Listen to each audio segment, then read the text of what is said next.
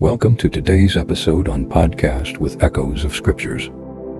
Today, we bring to you a deeply important and life-transforming message titled, God's Unfailing Love for All Mankind. Wherever you are listening from, take a moment to settle your heart, because this message is not just information, it is an invitation. From the very beginning of time, God's intention toward humanity has always been rooted in love. When He created man, it was not out of necessity, but out of a desire for relationship, fellowship, and expression of His goodness. In Genesis 1:27, the Bible tells us that man was created in the image and likeness of God. That means you are not an accident. You are designed with purpose and deeply valued. But as we journey through Scripture, we also see a painful reality. Humanity turned away from God. Sin entered the world, beginning with disobedience, and it spread across generations. Yet even in that moment of failure, God did not abandon mankind. Instead, He began to reveal something extraordinary, a love that refuses to give up. In Jeremiah 31:3, God declares, "Yea, I have loved thee with an everlasting love. Therefore with loving kindness have I drawn thee."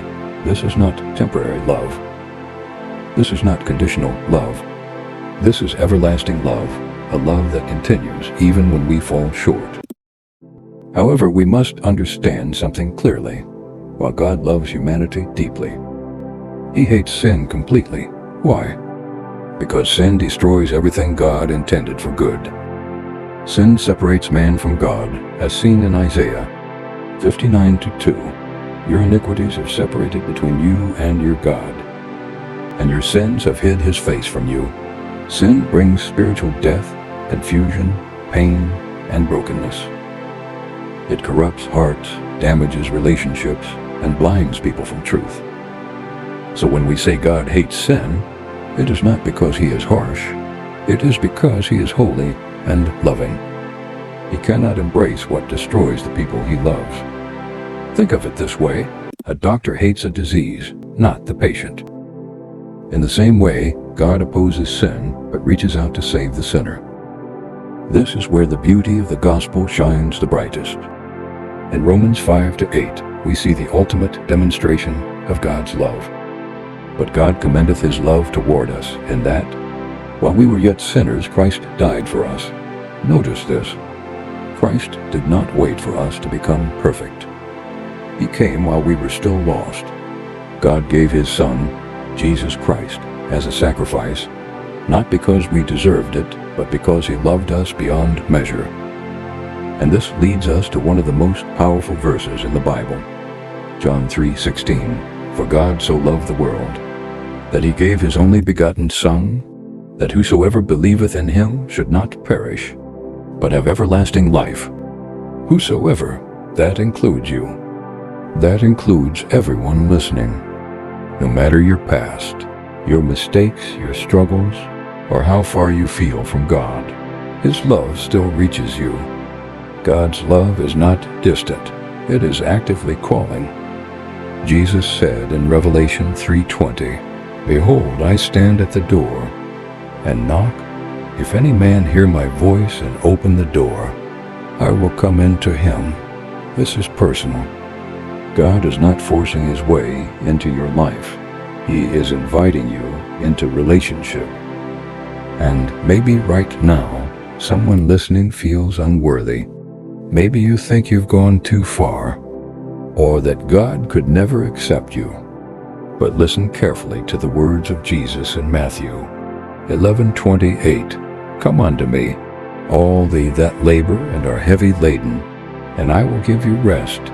Not some people, not perfect people, all who are burdened.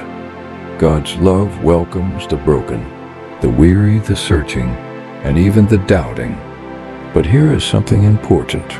God's love calls for a response. It is not enough to hear about His love, we must receive it. In Acts 3:19, the Bible says, "Repent therefore, and be converted, that your sins may be blotted out." Repentance simply means turning away from sin and turning toward God. It is a change of heart, a surrender, a decision to walk in His ways. God is ready to forgive. God is ready to restore. God is ready to give you a new beginning. In 1 John 1-9, we are assured, if we confess our sins, He is faithful and just to forgive us our sins and to cleanse us from all unrighteousness. That means no stain is too deep. No past is too dark. No life is beyond redemption. But there is urgency in this message. In 2 Corinthians 6-2, the scripture says, "Behold, now is the accepted time. Behold, now is the day of salvation. We are not promised tomorrow." The opportunity to respond to God's love is now. So what should you do? Acknowledge God's love for you. Recognize the danger of sin. Turn your heart toward Him. Accept Jesus Christ as Lord and Savior, because in Him there is life, forgiveness, and eternal hope. God's love is unfailing. It has pursued humanity from the beginning of time. It reached its peak at the cross, and it continues today, calling every man, every woman, everywhere. If you're listening right now and you feel that call in your heart, don't ignore it.